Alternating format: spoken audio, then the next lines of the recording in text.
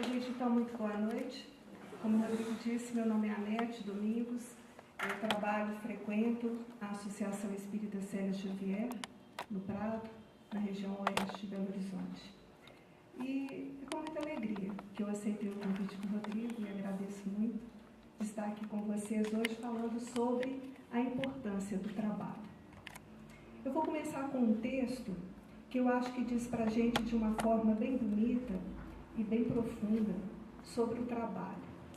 Esse texto diz assim: o trabalho é a lei da vida. Na natureza tudo trabalha.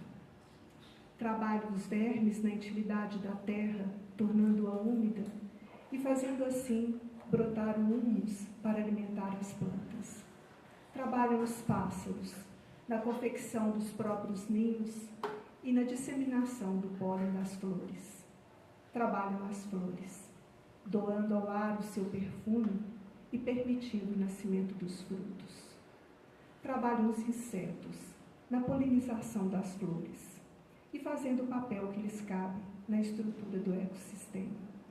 Trabalham os rios, fertilizando o solo e descedentando os homens e os animais. Trabalham as árvores, abrindo seus galhos quais braços fraternos, acolhendo o ninho dos pássaros e colocando sombra na caminhada dos homens.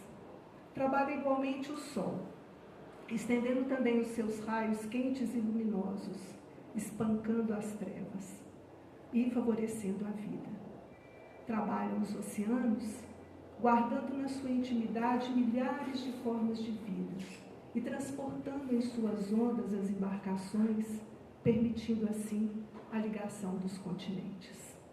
Trabalha também o vento, que com igual doçura acaricia os carvalhos gigantes e as hastes pequeninas da relva. Na natureza, tudo trabalha, e trabalham também os homens. Mas, eu vos digo, todo trabalho é inútil, se nele não houver amor. E o que é trabalhar com amor? É tecer o tecido com fios desfiados do nosso próprio coração, como se o nosso bem-amado fosse desse tecido se vestir. É construir a casa com afeição, como se o nosso bem-amado fosse nela morar. É espalhar as sementes com ternura e recolher a colheita com alegria, como se o nosso bem-amado fosse desse fruto comer. É pôr em tudo o que fazemos o sopro da nossa alma. Pensemos nisso, porque o trabalho é a lei da vida. O trabalho é a glória, é a paz da humanidade. Eu acho que todos nós adoraríamos ter escrito esse texto, mas, enquanto não temos o cabedal para tal, nós vamos nos instruindo nas palavras de André Luiz, que vocês devem ter reconhecido, do livro Sinal Verde, palavras do Evangelho segundo o Espiritismo, e palavras do Livro dos Espíritos, na parte 3 do capítulo 3, que fala sobre a lei do trabalho. E também palavras de um pintor, filósofo, escritor, reformador social libanês, Khalil Gibran, do livro Profeta. Khalil Gibran, ele acreditava na transmigração das almas e afirmava ter vivido na época de Jesus. Todos os espíritos de luz são unânimes ao afirmar que o trabalho é a ferramenta com a qual nós forjamos, nós desenhamos, nós trabalhamos o nosso progresso. Deixando bem claro para nós, então, de que o progresso, ele é filho do trabalho. Trabalho esse que é feito aqui, no mundo material em que nós estamos, e no mundo espiritual para o qual iremos.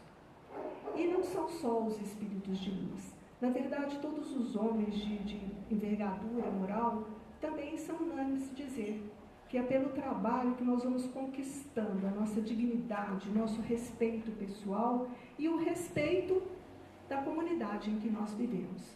Daí dá para a gente pensar que, então, respeito, dignidade, respeito não é algo que a gente peça, que a gente implore, que a gente obrigue, que a gente force, não. Respeito é conquista. Nós conquistamos o respeito próprio diante de nós mesmos e nós conquistamos o respeito diante das pessoas. E nós fazemos isso de acordo com o que vamos desobregando dos nossos deveres, à medida que nós vamos fazendo os nossos deveres. No entanto, sabendo de tudo isso, a gente vê, Emmanuel nos fala, no seu livro Caminho, Verdade e Vida, ele fala que em todo lugar nós encontramos criaturas queixosas e insatisfeitas. Grande parte pede socorro, raras estão satisfeitas com o que fazem. E a maioria se revolta contra o gênero do trabalho que lhe é imposto. E Emmanuel continua, na verdade a questão não está no gênero do trabalho que nós fazemos, a questão está na preguiça inconsciente que trazemos do nosso passado obscuro. Jesus, quando foi criticado por ter trabalhado no sábado, isso a gente vê em João, no capítulo 5, no versículo 17, Jesus, quando foi criticado por trabalhar no sábado, ele disse, eu trabalho e o meu pai trabalha até hoje. Então ele disse claramente que eles trabalham, devem estar continuando a trabalhar até hoje. E também, não é só isso não, a gente vai vendo que todas as mensagens que nós recebemos da espiritualidade maior, todas as notícias que temos nas psicografias, é de que sempre a espiritualidade está envolvida com o trabalho. A gente nunca tem notícia de que alguém esteja descansando. Embora os mundos sejam mais imateriais, a necessidade de trabalho material seja menor, isso não importa. Eles estão sempre sendo colocados como envolvidos, grandemente envolvidos no trabalho. E a gente vai seguindo, se queixando das nossas pequenas tarefas, dos nossos trabalhos, esquecidos de que a espiritualidade e Jesus estão trabalhando até hoje. A gente tem, então, falando sobre a importância do trabalho, nós temos isso muito bem explicado no livro dos Espíritos, na parte 3 do capítulo 3, sobre a lei do trabalho. Quando Kardec, na pergunta 674, ele pergunta para os Espíritos. Aqui está para mim, viu, gente? Daqui vocês não vão enxergar não, mas é para eu poder falar sobre as perguntas. Então ele pergunta, a necessidade do trabalho é uma lei da natureza? E os Espíritos respondem, o trabalho é uma lei natural. Por isso mesmo que constitui uma necessidade. A civilização obriga o homem a trabalhar mais porque aumenta as suas necessidades. Então a gente pode ir por partes, né? O que é? Então por que o homem trabalha? Porque ele tem necessidade. E o que é necessidade? Necessidade é a consciência de que nos falta algo. Então é pela consciência das nossas necessidades que nós vamos sendo impostos, o trabalho vai sendo imposto a nós. Chico, em várias das suas mensagens, ele costuma dizer que nós não viemos a esse mundo para nos banhar em águas de rosas, que nós viemos a este mundo, que a gente se reencarna, é porque a gente tem objetivo, é porque a gente tem algo a alcançar, nós temos uma meta, nós temos um objetivo. E esse objetivo, naturalmente, ele passa pelo trabalho. E é trabalho com amor. Porque, como nós vimos lá atrás, naquelas palavras daqueles espíritos todos, quando eles dizem que o trabalho ele tem que ser feito com amor, porque senão ele é inútil. Numa das mais lindas frases atribuídas à Madre Teresa de Calcutá, ela estava dando banho a um leproso, e um homem se aproxima dela e disse para ela, irmã, eu já nem por $1 milhão eu daria banho num leproso. E ela responde, o senhor não daria banho a um leproso nem por $1 milhão? Nem eu. Só por amor se dá banho a um leproso. Então a gente vai vendo que o trabalho é a exteriorização desse amor. Amor é sentimento. Assim como alegria, assim como tristeza, assim como raiva. Sentimento. Sentimento brota dentro da gente. Não existe nada que a gente consiga barrar o sentimento quando ele brota. Ele brota. O que a gente controla no sentimento é a canalização. É o que eu faço com esse sentimento que brota dentro de mim. Se eu estou com raiva, eu estou com raiva. É um sentimento, eu reconheço. Agora, o que eu estou com raiva, o que eu vou fazer com essa raiva que está dentro de mim? É como eu vou canalizar isso que está dentro de mim. E o amor, então, é assim. Amor brota dentro de nós, ou pelo menos a gente vai fazer com que uma das grandes metas que nós temos é de fazer crescer esse amor dentro de nós. O amor no sentido mais amplo da palavra. Então, a gente vai vendo que é através do trabalho que nós vamos, da solidariedade, que nós vamos exteriorizando esse sentimento que nós temos dentro de nós, porque senão ninguém vê, ninguém enxerga o amor dentro de nós. É através do trabalho que a gente vai exteriorizando, a gente vai botando para fora isso que a gente sente. Então, o trabalho, como ele é uma grande necessidade, existe mesmo uma imposição dele na nossa vida. E Kardec, então, continua, quando ele pergunta aos espíritos, na pergunta 676, que ele pergunta, por que o trabalho é imposto ao homem? E os espíritos respondem, é uma consequência da sua natureza corpórea. Então, nós vamos vendo que o trabalho material, o trabalho que nós temos que fazer, nós estamos no corpo. E, portanto, nós precisamos trabalhar, nós temos necessidade desses trabalhos materiais. E esses trabalhos, à medida que nós vamos fazendo, é através dele que nós vamos conseguindo mudar, modificar o nosso meio. É através dele que a gente vai crescendo intelectualmente, é através do trabalho material que nós vamos conseguindo o nosso alimento, que nós vamos conseguindo o nosso conforto, a segurança, o progresso dos mundos em que nós estamos. Então, é através desse trabalho material que nós vamos conseguindo isso. Martins Peralva, um grande divulgador da doutrina espírita, Martins Peralva, ele tem um livro dele que se chama Estudando o Evangelho, no capítulo 3, que se chama Renovação. Martins Peralva, ele fala plenamente de acordo com os espíritos de luz. Ele diz assim, através do trabalho, do cumprimento do dever, o homem vai alcançando a sua dignidade diante dele mesmo, diante da família que Deus lhe confiou e diante da comunidade em que ele está inserido. Então, a gente vai vendo que está plenamente de acordo. E aí a gente vai vendo que nós estamos falando até agora sobre o trabalho material, que nós crescemos, então, na dignidade, crescemos materialmente, conseguimos o progresso material. E aí? E a parte do progresso espiritual, do progresso moral? Como é que nós vamos conseguindo? Isso os espíritos também responderam para Kardec, quando ele pergunta, pergunta 675, só devemos entender por trabalho, senão ocupações materiais? E eles respondem não. O espírito também trabalha, como o corpo. Toda ocupação útil, gente, toda ocupação útil é trabalho. Então, toda ocupação útil é trabalho. Então, como é que nós vamos crescendo espiritualmente? Nós vamos crescendo através disso, de fazermos brotar dentro de nós e crescer dentro de nós as nossas virtudes. Virtude não é dom também, não.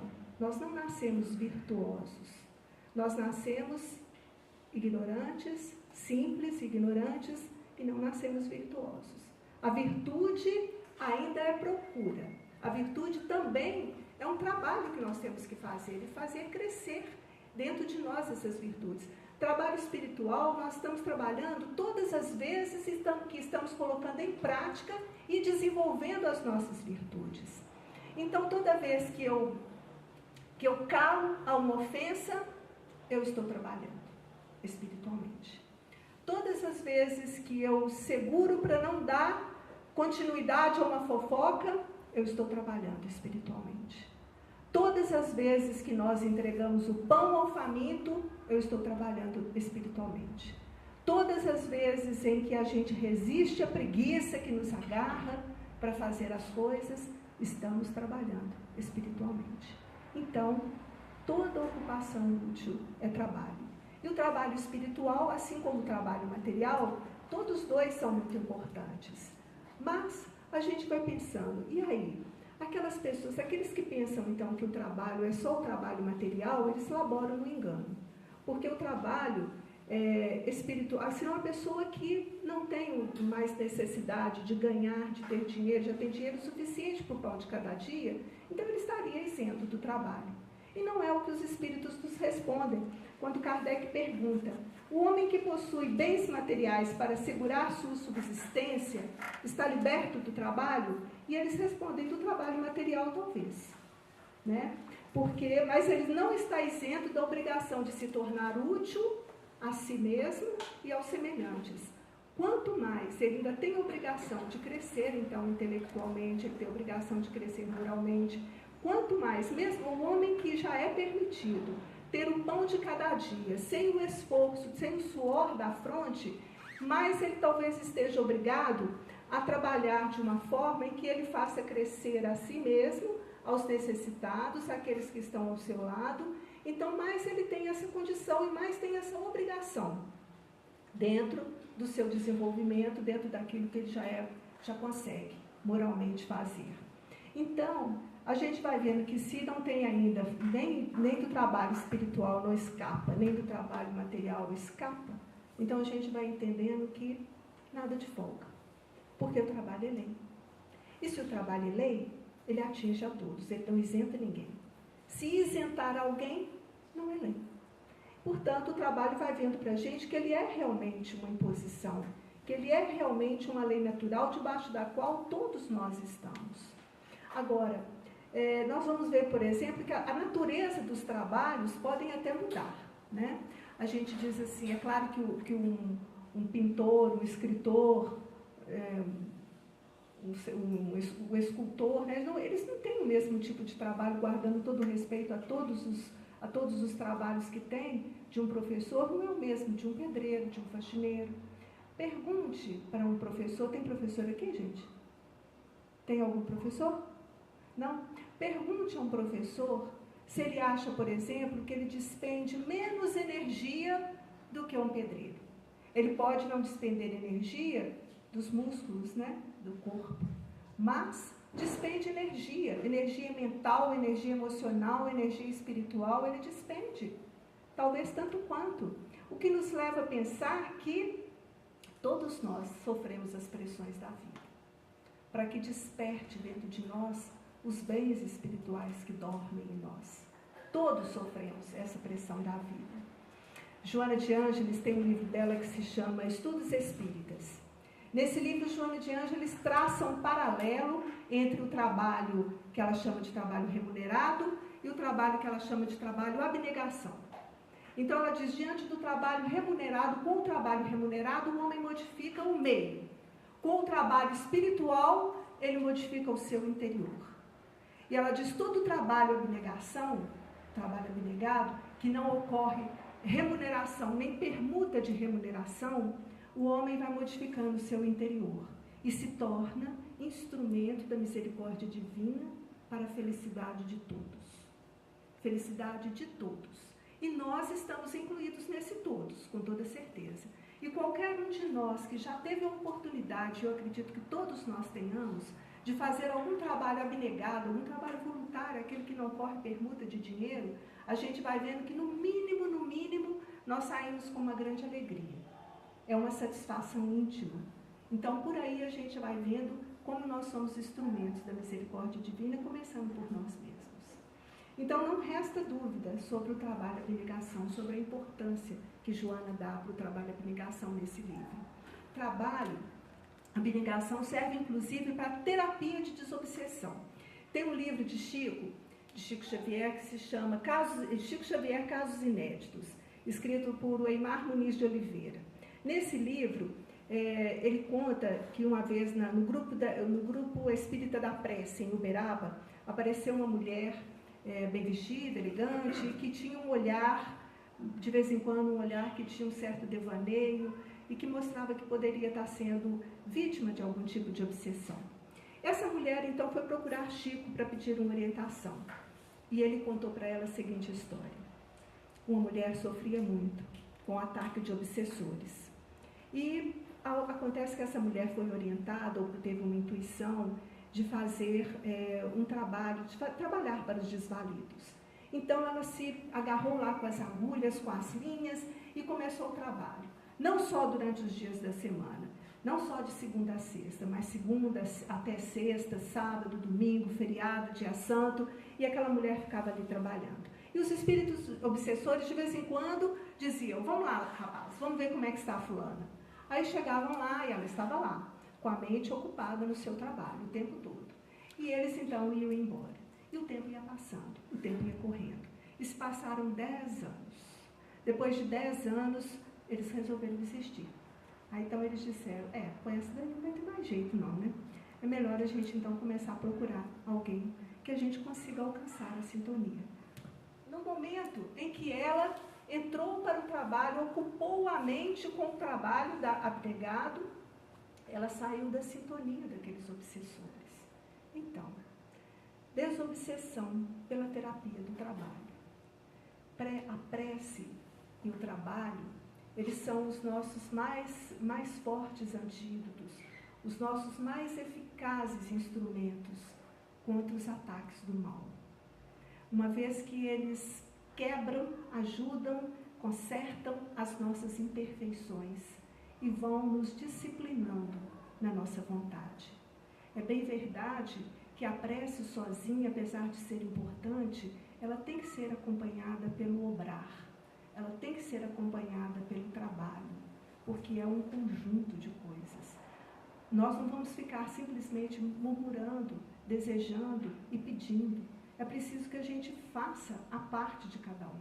É preciso que nós estejamos realmente engajados na nossa busca de melhora, na nossa vontade de melhora. A gente vai pensando em o trabalho abnegado, o trabalho remunerado, o trabalho material, o trabalho espiritual. Como é que é então que a gente se divide e se organiza dentro desses trabalhos? Isso quem nos diz é Jesus.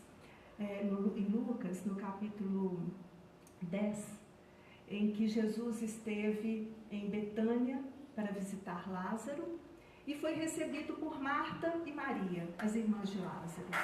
Assim que Jesus entra na casa de Marta e Maria e Lázaro, Marta corre para poder fazer as coisas, as coisas da casa, a comida, ajeitar. Assim como a gente ia correr para ajeitar as almofadas, fazer café, etc. e tal, ela saiu para poder fazer essas coisas dentro de casa. E Maria se assentou aos pés de Jesus. E a gente vai imaginando a fonte de água viva na sua casa e vai falar. E você vai ter a oportunidade de beber aquela água viva que aquele homem chamado Jesus estava ali. E Marta corre para fazer comida. E Maria se assenta aos pés de Jesus. E Marta, quando a vê sentada aos pés de Jesus, e já esbaforida, fazendo as coisas, ela diz para Jesus: aqui, o senhor não vai falar com ela para me ajudar, não? Eu estou aqui apertada, correndo para fazer as coisas. E ele olha para Marta e diz: Marta, Marta, quando alguém te chamar de 2 vezes assim, Rodrigo, pode saber que aí vem uma admoestação.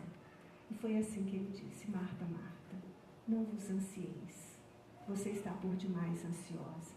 Maria escolheu a melhor parte, e dela não será tirada. Olha para vocês verem, não resta para nós a menor dúvida sobre a importância. É claro que existe uma importância relativa, nós estamos no corpo, então nós precisamos dos trabalhos materiais, sim. Mas não existe a menor dúvida sobre a importância de cada um. E não sou eu quem digo. Quem disse foi Jesus. E claramente, quando ele diz: Maria escolheu a melhor parte. Então ele deu o tamanho da importância. E dela não será retirada. Então, quando escolhemos a melhor parte, ninguém terá o direito e a autoridade de tirar de nós. E nós vamos ter que ter a coragem de defender a nossa melhor parte, a parte das nossas escolhas. Então, a gente vai vendo também que como é que fica, então, por exemplo, a questão dessas escolhas, como eu falei, e aí a gente começa a perguntar: e então, como é que é? Precisamos mais do trabalho material, precisamos mais do trabalho espiritual, estamos encarnados, somos ainda com o corpo muito denso, precisamos ainda de tudo isso. E Kardec nos ajudou, quando ele pergunta para os espíritos: nos mundos mais aperfeiçoados, o homem é submetido à mesma necessidade de trabalho? E os espíritos responderam: a natureza do trabalho é relativa à natureza das necessidades. Quanto menos necessidades materiais, menos material é o trabalho. Porém, não julgueis que nesses mundos mais evoluídos, onde tem menos necessidade de trabalho material, que o homem esteja se sentindo privilegiado e não tem nada o que fazer. Não. Para eles, a ociosidade seria um sacrifício ao invés de um privilégio. Porque então a consciência estará muito mais aflorada. E aí, mesmo precisando menos do trabalho material, ele estará muito mais, se julgará muito mais precisado do trabalho espiritual. Ele pode não estar precisando do material, mas sentirá necessidade do espiritual. No Evangelho segundo o Espiritismo, no capítulo 3, quando diz, na casa do meu pai há muitas moradas.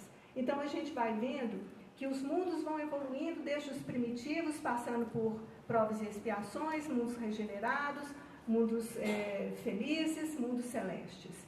Então a gente vai vendo que os mundos vão se evoluindo, que nós também vamos evoluindo junto com eles, e que nos mundos primitivos o homem ainda é muito bruto, ainda precisa muito mais do alimento, passa quase que a vida toda na busca do alimento, e o que não acontece, por exemplo, lá no mundo dos mundos mais ditosos, nos mundos mais felizes, mas que quanto mais isso acontece, mais a necessidade dos trabalhos espirituais. Eles laboram do mesmo jeito, ascender, subir, chegar aos mundos mais ditosos, aos mundos mais felizes. Isso é uma questão nossa, nós vamos chegar. Agora, o tempo, a demora que nós teremos para poder fazer essa ascensão, não só de mundos, mas ascensão de estado íntimo, isso também depende de nós. Isso é o que depende de nós, depende do nosso livre-arbítrio. Nós é que vamos estabelecer a demora ou não para a gente fazer essa ascensão. Vamos melhorar? Vamos ascender? Vamos. Agora, o tempo que nós vamos gastar para isso, fica entregue para cada um. Cada um vai ser aquele que mais trabalhar para a sua ascensão. Então, nós temos isso muito claro e é muito bacana no livro Os Mensageiros, de André Luiz, no capítulo 1 e 2, nós encontramos André Luiz já menos preocupado, já menos confuso com a situação da sua família na vida terrena, então, ocupando mais, já desocupando a sua cabeça já com essas questões mais terrenas. Então, continuando ali nas câmaras de retificação com Narcisa, e ela fala para ele já começa a ter vontade de fazer outros trabalhos, de conhecer outros ministérios lá do nosso lar, e ele é incentivado por Narcisa, quando diz para ele assim, você já tem horas de trabalho suficientes para poder ter esse desejo, para poder fazer esse pedido. Olha que bacana, gente. Você já tem horas de trabalho suficientes, meus queridos, que ela diz, para poder ter esta vontade, esse desejo. O que avalizava o desejo dele, o que dava crédito para ele poder desejar e procurar outros tipos de trabalho, era justamente o quê? As horas de trabalho que ele já tinha tido. Nada de graça, nada de qualquer maneira, nada de privilégio. Trabalho, conquistado pelo trabalho. E aí é apresentado ao instrutor Aniceto, do Ministério de Comunicação, e Aniceto, ao encontrar com André, diz para ele, nesse departamento, nós só aceitamos criaturas que estejam realmente interessadas na felicidade de servir. E então ele ainda vai mais longe, ele diz, aqui é um verdadeiro curso de abolição das vaidades. Todas as reclamações caladas, tudo que é feito é para o bem comum, todos respondem pelas coisas, pelos erros que acontecerem, ninguém reivindica a autoria de nada. Criaturas simplesmente interessadas na felicidade de servir. E por ali, quem acompanha, quem vai lendo a obra de André Luiz, que começa no nosso lar e vai até A Vida Continua, quem acompanha a obra de André Luiz, lê a obra, vai vendo que gradativamente André Luiz vai ascendendo, vai subindo, vai melhorando, as mudanças que ele vai fazendo em todos os setores, e que ele só consegue ir de um setor ao outro à medida em que ele vai apresentando capacidade, trabalho, aceitação de várias coisas, resignação, calando as vaidades. Olha só, gente, trabalho espiritual. Ele estava ali simplesmente fazendo aquilo, e era isso que fazia com que ele se tornasse capaz de almejar, de desejar, e cada lugar que ele ia melhorando cada vez mais. Trabalho pessoal, trabalho pesado, trabalho firme e contínuo.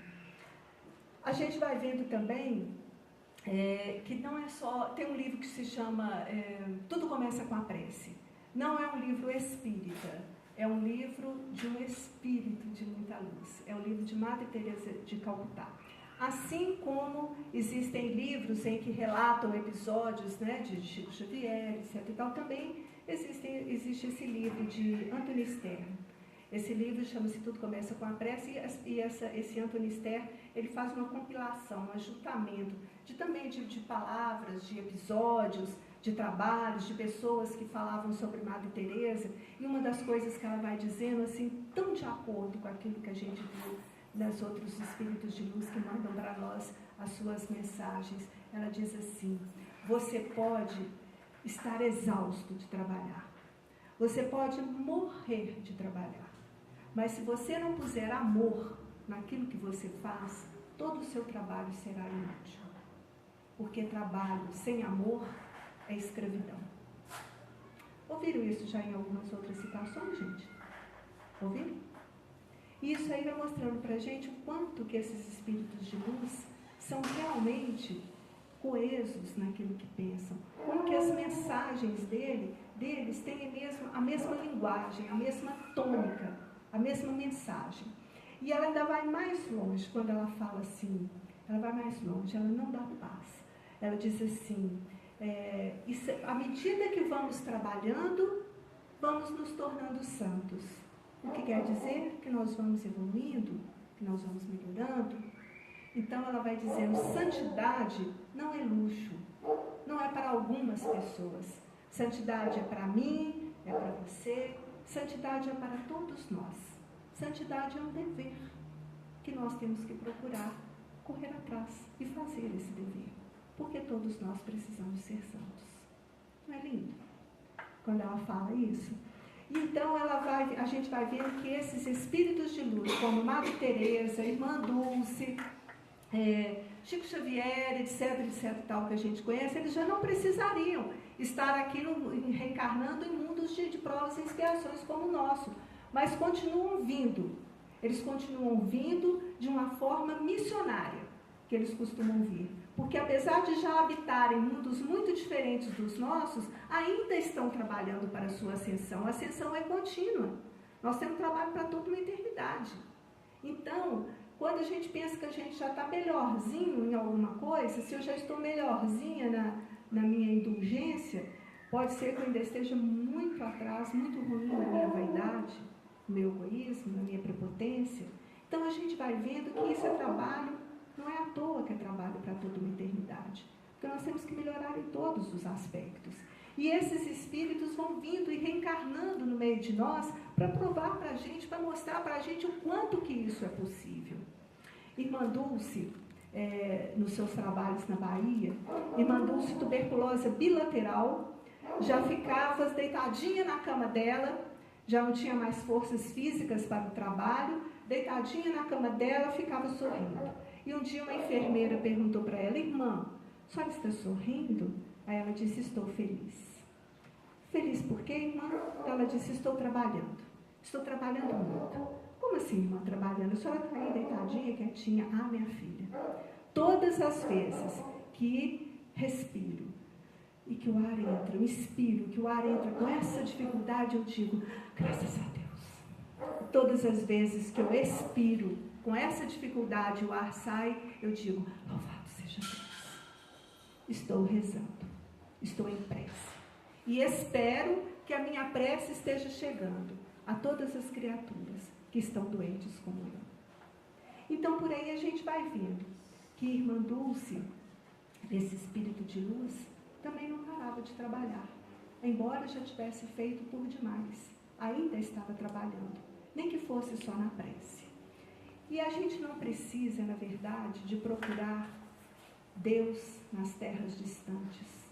Nós precisamos de procurar Deus bem perto de nós. É a própria Madre Teresa também que conta nesse livro, que um dia ela recebeu uma carta de um homem lá dos Estados Unidos, e ele escrevia para ela em Calcutá, irmã, que trabalho maravilhoso que a senhora faz, eu estou encantado com esse trabalho, irmã, eu quero ir aí para ajudar a senhora, está decidido, eu vou. E ela escreve para ele, meu filho, Calcutá é tão longe, Não precisa de você vir a Calcutá para você fazer um trabalho no bem. Olha ao seu lado. Tem sempre uma Calcutá perto de nós. Então, na verdade, nós todos temos uma Calcutá perto de nós. Não precisa da gente ir tão longe para a gente poder fazer o bem. Tem gente que vai longe. Tem hora que nós vamos longe para dar um prato de comida ao faminto. E vamos nos esquecendo dos famintos de amor que nós temos dentro das nossas casas, dos famintos de amor que nós temos dentro das nossas famílias. E a gente às vezes não está dando conta nem dos famintos de amor das nossas casas e das nossas famílias. Estamos indo longe, de madrugada, para dar comida para os famintos aí de fora. É preciso que a gente então comece a prestar atenção que nós todos temos uma Calcutá perto de nós. Nós temos todos o que não nos falta. Não me digam que nós vamos chegar no mundo espiritual e ter cara de dizer que a gente não teve oportunidade de trabalho. Porque a gente teve, o tempo todo, bem pertinho da gente. E aí, falando em casa, né, falando em família, tem também uma pergunta que Kardec fez aos espíritos, quando ele pergunta: a lei da natureza impõe aos filhos a obrigação de trabalhar para os pais? E eles respondem certamente. Como os pais devem trabalhar para os filhos. Eis porque Deus fez do amor filial e do amor paternal um sentimento natural, a fim de que, com a afeição recíproca, os membros de uma família sejam levados a se auxiliarem mutuamente. Olha que interessante, olha a bondade de Deus. Quando a gente vem na família, a gente já vem com esse amor paternal, esse amor filial presente entre nós, para que facilite para a gente esse trabalho dentro das nossas famílias. E, no entanto, é claro que tirando os casos, né, vamos deixar de lado os casos de expiação muito mais difícil, de uma forma geral, assim geral como nós, a gente vai vendo que dentro das nossas famílias nós temos o amor que nos une. E, no entanto, esse amor às vezes não é o suficiente para que a gente trabalhe.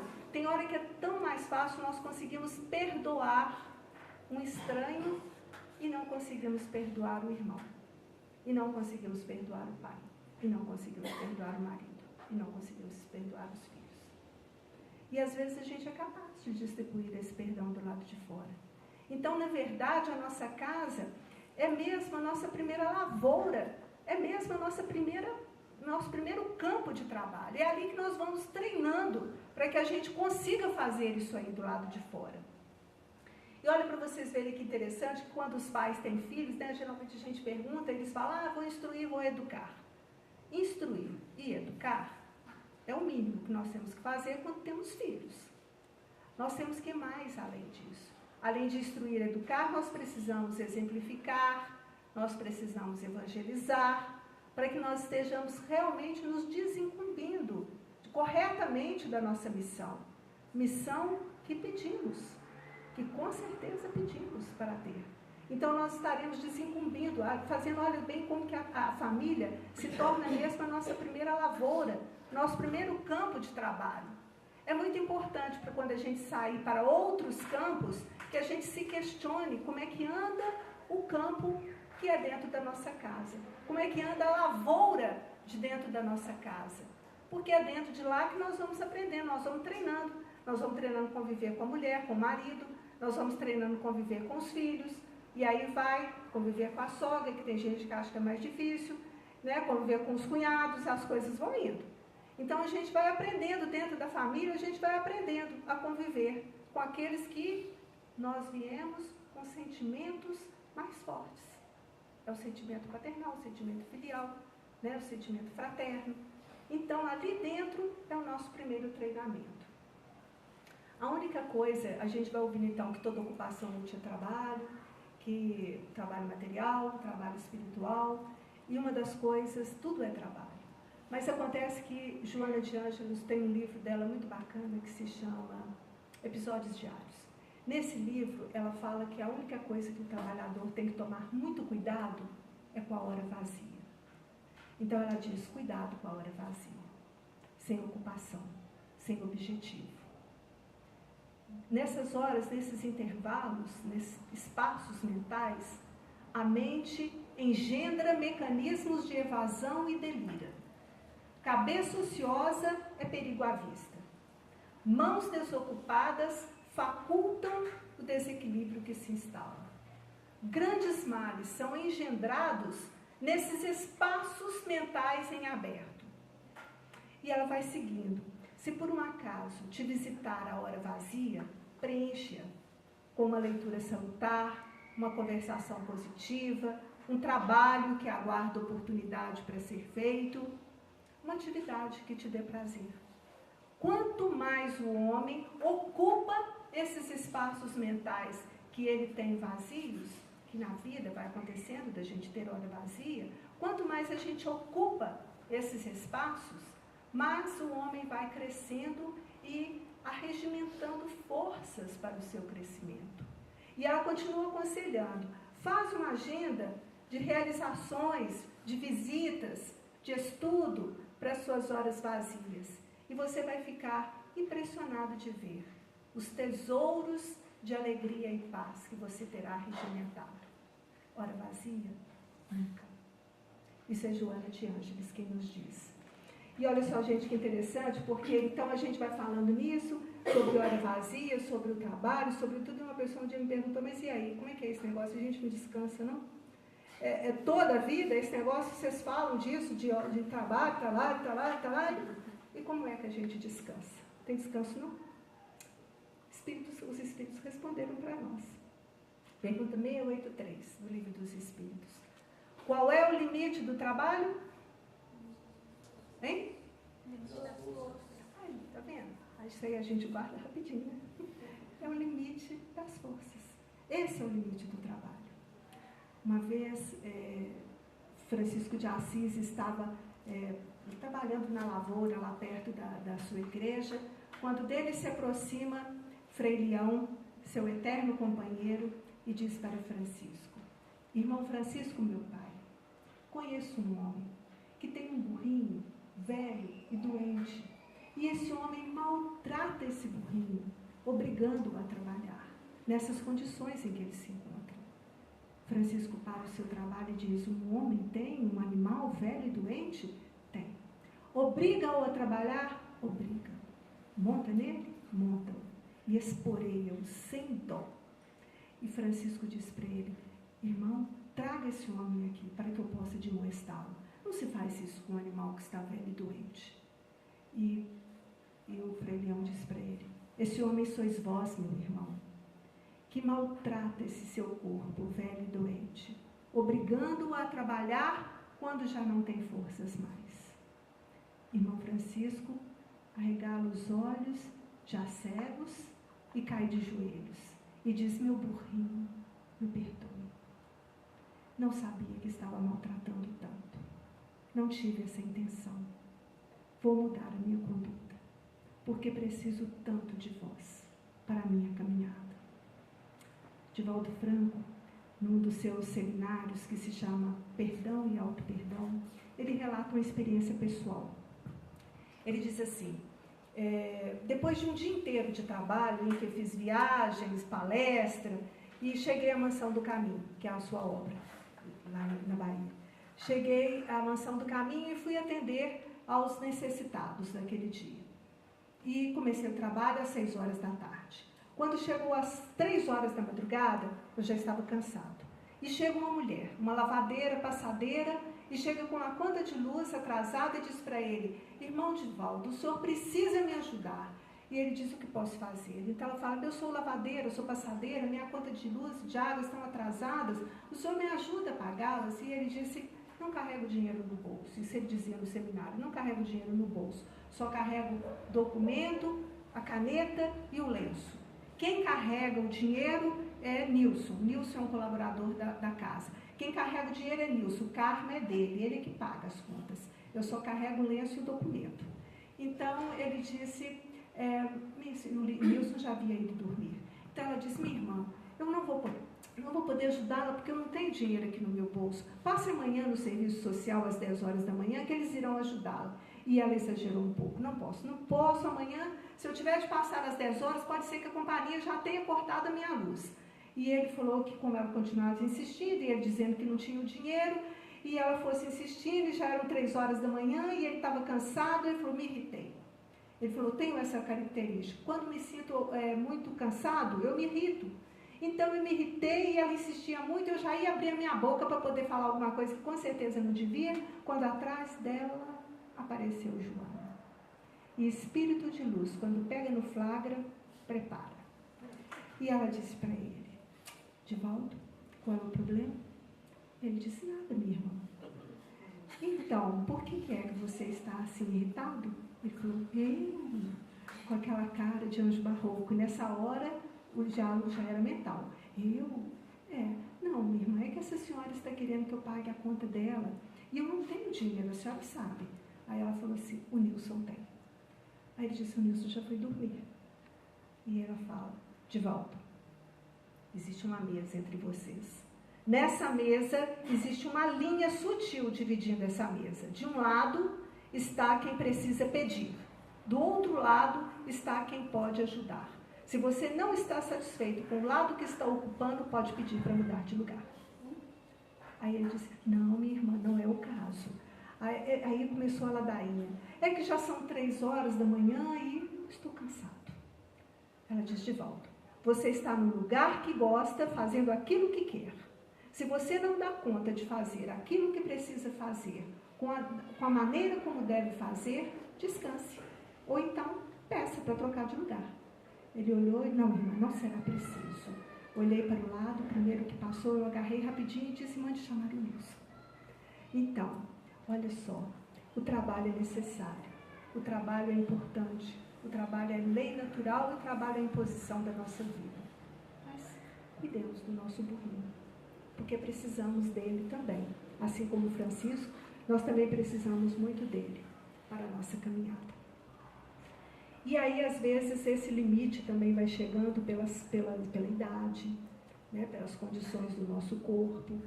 Então, Kardec cresce mais um pouco e pergunta também no Livro dos Espíritos. Pergunta 685. O homem tem direito ao repouso na velhice? Ao que eles respondem, sim. Pois não está obrigado a nada, senão na proporção das suas forças. Só que tem gente que tem uma força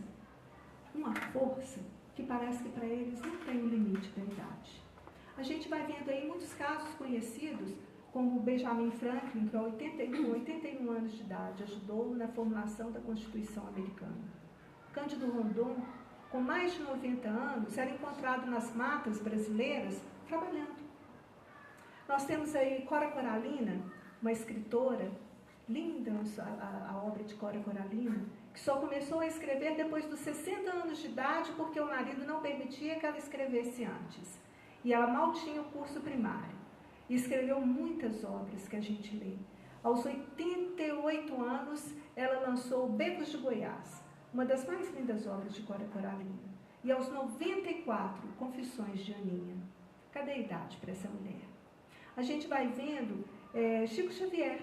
Chico Xavier, já velho, doente, atendia, psicografava e trabalhava ativamente na divulgação da doutrina espírita.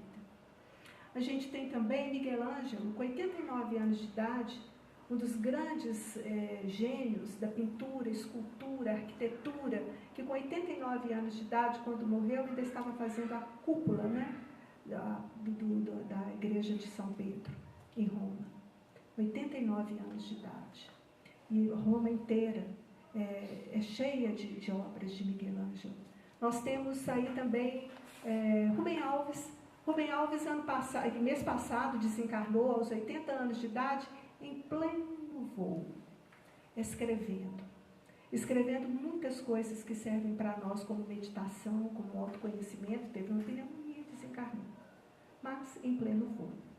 E aí a gente vai vendo esses aí que são conhecidos, mas existem também aqueles que não são conhecidos, que a gente não toma conhecimento, mas que existem também. Vou contar um caso para vocês.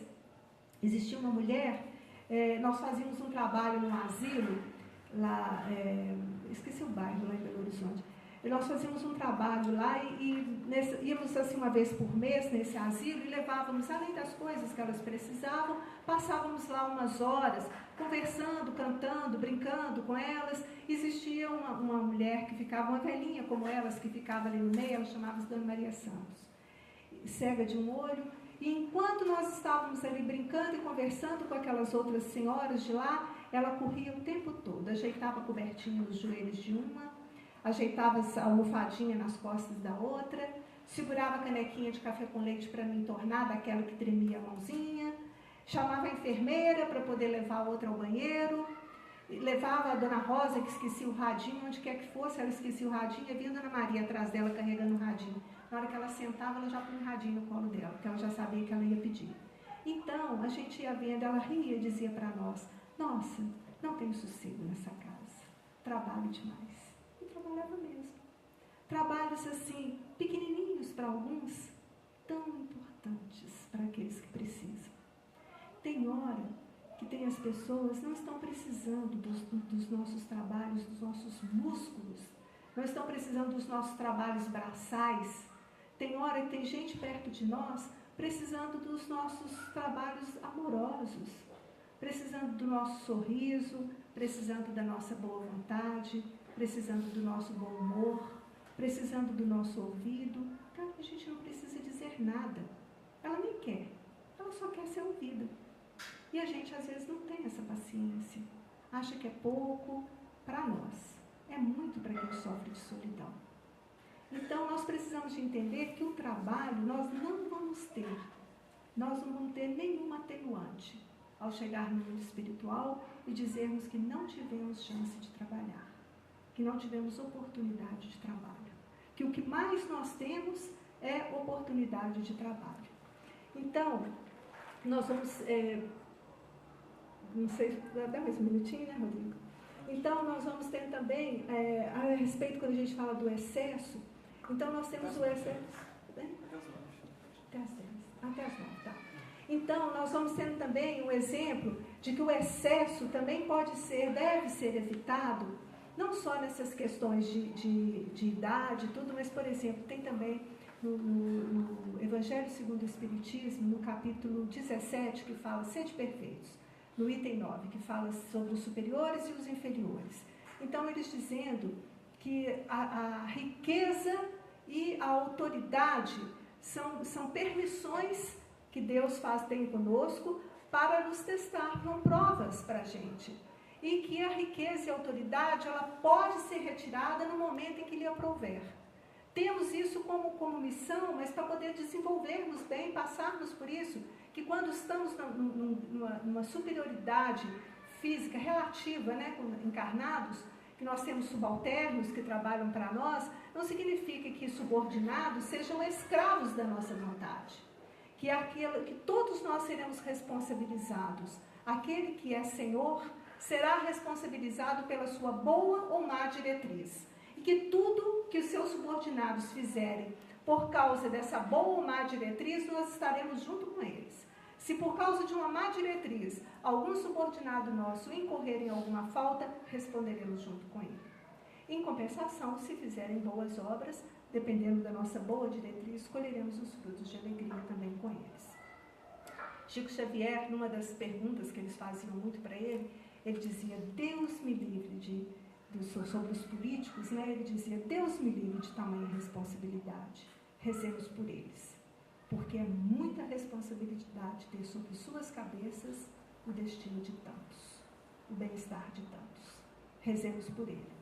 Ele disse: não me julgaria, não me sentiria jamais em condições de estar nesse lugar, nem gostaria. E também os subordinados. Durante a nossa vida, tem hora que nós somos subordinados, tem hora que nós somos superiores, tem hora que somos nós que damos ordens, tem hora que somos nós que recebemos ordens, e assim também como subordinados. Aquele subordinado que fizer alguma coisa que vá resultar em ônus para o seu superior, também responderá sobre isso. E a gente vai pensando: será que isso é só coisa de político, de servo, de soberano, de não sei o quê? Não. É tão simples dentro da nossa casa, a nossa faxineira. Será que nós prestamos atenção no horário que estamos deixando que ela saia? Será que estamos cobrando horário além da saída? e aí se ela sai atrasada devido à nossa exigência, perdeu o menino da creche, chegou em casa, marido brigou com ela, estaremos respondendo por todo esse desequilíbrio doméstico que acabamos provocando de uma forma ou de outra. Então é muito simples. Deus não nos faz fortes porque nos ama privilegiadamente. Não. Deus nos faz fortes para que nós estejamos protegendo os mais fracos. Deus nos permite um pouco mais de estudo, intelectualidade, para que nós estejamos instruindo aqueles que estão precisando disso.